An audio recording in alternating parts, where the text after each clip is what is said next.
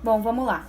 Água Santa e São Paulo pela 9ª rodada do Campeonato Paulista. Para começar, a gente tem que fazer análises divididas. Por que eu digo isso? Primeiro, horário ridículo, que é resultado de uma diretoria incompetente, de uma diretoria que não tem força nos bastidores, e a gente pode ver isso constantemente, porque o São Paulo sempre foi muito roubado no Campeonato Brasileiro, no Campeonato Paulista, e a diretoria nada fez, e agora me coloca um jogo no dia 28/2, feriado de Carnaval, às 3 horas da tarde. Então a FPF tem na cabeça, eu preciso colocar um jogo num horário ruim. Qual é o clube que vai facilitar isso para mim? São Paulo Futebol Clube. Por isso que é colocado quase sempre os horários de jogos ruins para o São Paulo, porque a diretoria não tem força alguma nos bastidores. Dito isso, agora a gente analisa, em primeira instância, o primeiro tempo do São Paulo.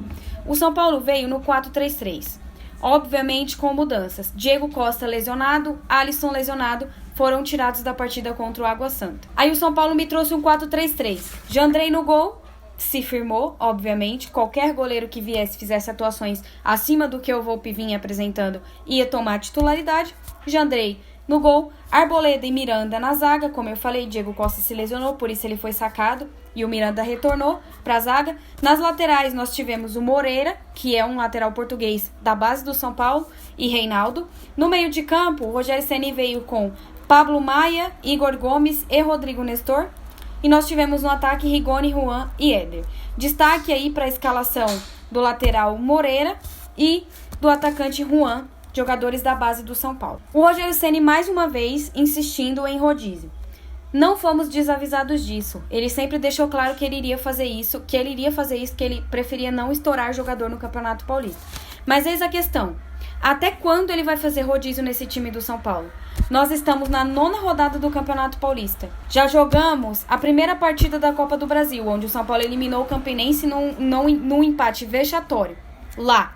Tá? O São Paulo jogou com o regulamento embaixo do braço. E aí já jogamos a primeira partida da Copa do Brasil, estamos na 9ª rodada do Campeonato Paulista e ele não conseguiu ainda ajustar qual que é o time titular dele. E por que eu faço isso? Não é crime você fazer rodízio num time. Eu não estou dizendo isso aqui. Não é crime você fazer rodízio num time. O que não dá é para você chegar na 9ª rodada do Campeonato Paulista, tendo 2 clássicos à vista, sem ninguém ter um norte de qual time que vai entrar em campo, porque toda rodada ele faz modificações. Às vezes o Rafinha joga, às vezes não joga, às vezes o Caleri entra de titular, outro jogo não entra. E isso prejudica o desempenho dos atletas em campo. Porque é muito importante você ter um grupo fechado, você ter um grupo que saiba jogar junto. Todo time que se preze é assim. Gabriel Sara sentiu, tira o Gabriel Sara, coloca outro, não tem problema. O Rafinha sentiu, tira o Rafinha, coloca outro lateral. Não tem problema algum você mexer em peças do time. O problema é você mudar o tempo todo a equipe praticamente inteira. Você nunca sabe se é o Rigoni que vai jogar ou se é outro jogador. Você nunca sabe se ele vai colocar o Luciano, se ele vai colocar o Caleri, se ele vai colocar o Rigoni de centroavante, vai colocar outro jogador, se ele vai botar o Marquinhos para jogar. Você nunca sabe. Porque a cada partida, ele vem com uma escalação nova. É sempre uma surpresa a escalação do São Paulo. Então, a minha crítica quanto o rodízio de jogadores é extremamente esse ponto.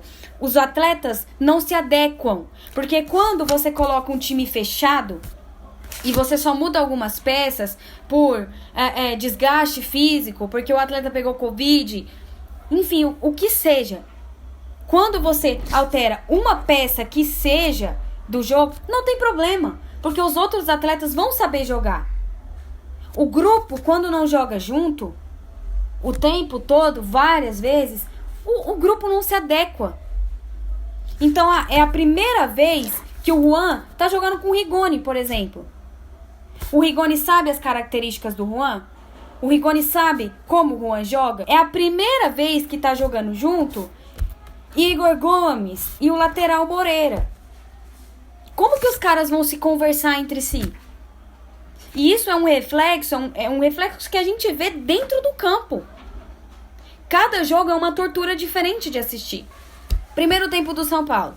O São Paulo dominou, tomou as ações de boa parte do primeiro tempo. O Água Santa é um time que estava jogando um pouco mais retraído. Porque os times, esses times inferiores, esses times menores, entre aspas, eles jogam um pouco mais retraído, buscando contra-ataque.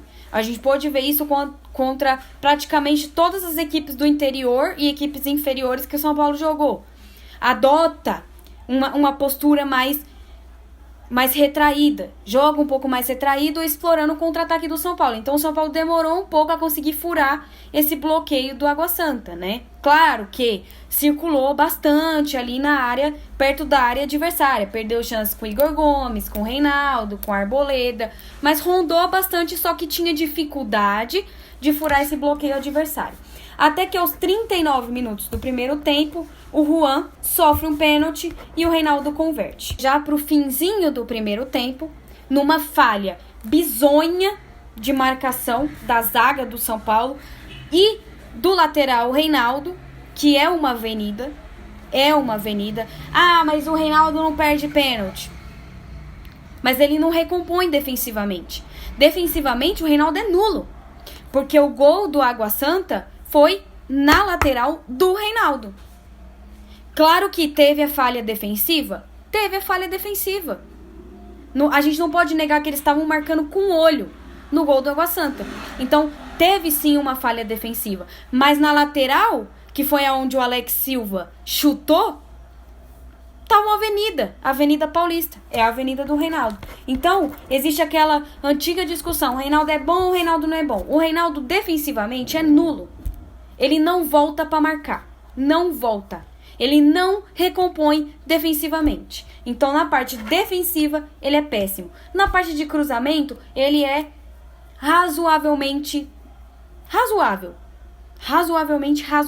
Essa é a definição do Reinaldo. Ele é um jogador muito menos do que mais. Essa é a realidade. E aí, agora a gente vai pro segundo tempo. O Água Santa, extremamente empolgado com o empate, partiu para cima do São Paulo na etapa final, inclusive. Perdeu, em menos de 10 minutos, perdeu 2 chances perigosas em chutes de fora da área, que eu acho que um foi com o Álvaro e depois o outro foi com o Lelê. E aí o Rogério Ceni começou a mudar, começou a mexer no time, né? Ele lançou aí as primeiras alterações do São Paulo. Ele colocou o Marquinhos, o Luciano, o Caleri e o Gabriel Sara. E aí, aos 21 minutos, a situação ficou, em tese, mais favorável para o São Paulo. Por quê? Porque o jogador do Água Santa foi expulso. O Fernandinho levou um cartão vermelho por uma cotovelada no Marquinhos. E aí ele foi expulso aos 21 minutos. Guardem isso. Aos 21 minutos, o Água Santa teve um jogador expulso. E aí, como já é de se esperar, o Água Santa, novamente, voltou àquela postura um pouco mais recuada. E a gente sabe que o São Paulo tem dificuldade de jogar contra times que são mais recuados, contra times que adotam essa postura mais recuada.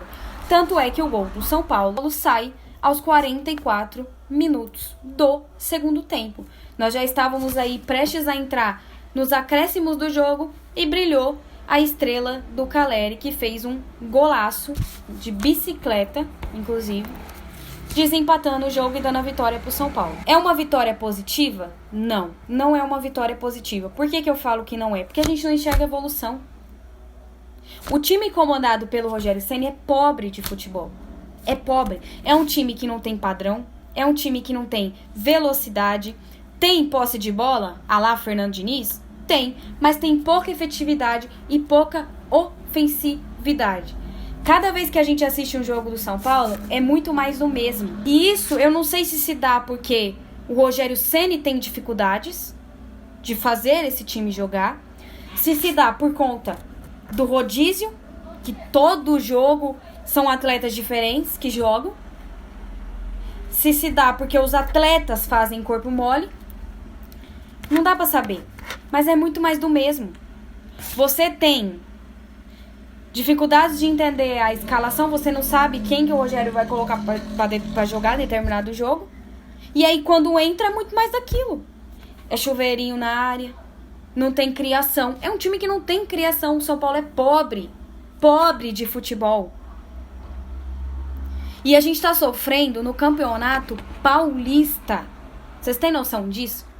A gente tá sofrendo para ganhar de equipes inferiores no Campeonato Paulista e a gente só tá no começo do ano. A gente ainda tem Sul-Americana, Campeonato Brasileiro, a própria Copa do Brasil, que o São Paulo se classificou e vai pegar na segunda fase o Manaus. E é extremamente complicado você ver esse futebol pobre apresentado a cada rodada. Não tem absolutamente nada de diferente no futebol apresentado pelo time comandado pelo Rogério Ceni. Uma jogada ensaiada é treinamento. Finalização é treinamento. O Rogério tá 100% errado? Não, não está 100% errado, mas não tá 100% certo. Peca muitas vezes em vários fatores. Como escalação de Igor Gomes. Igor Gomes é um a menos. Quando você entra com Igor Gomes, você entra com um a menos. Porque ele é nulo em tudo, absolutamente tudo que ele tenta fazer, o Igor Gomes é nulo. Não se entra com o Igor Gomes. Coloca qualquer outro garoto da base, qualquer um que esteja no banco, coloca pra jogar, mas não coloca Igor Gomes. É um a menos. Tá na hora de definir o time, Rogério Ceni. Você vai ficar fazendo rodízio até a 13ª rodada do Campeonato Brasileiro? Quando até lá a gente já tiver sido eliminado da Copa do Brasil. Não se classificar no Campeonato Paulista. Porque muita gente vai falar, poxa vida, Johanna, mas o São Paulo ganhou. Ganhou na Bacia das Almas, gente. Contra o Água Santa. Assim como ganhou na Bacia das Almas contra o Santo André. Ganhou na Bacia das Almas contra a Ponte Preta, com gol do mesmo Caleri, que é um exímio camisa 9. O Caleri nasceu para jogar no São Paulo. É monstro. Se sobrar, ele vai fazer, mas não vai ser sempre assim. Se a estrela do Caleri não brilhasse hoje, a gente tinha saído com empate. Contra o Água Santa. É de se orgulhar o resultado? Não. Fico feliz do São Paulo ter somado os 3 pontos? Fico. Extremamente feliz. Porque cada 3 pontos é importante, mas é pobre o futebol. E me preocupa. Me preocupa porque a gente tem uma sequência dificílima, Corinthians e Palmeiras. Corinthians agora e Palmeiras depois.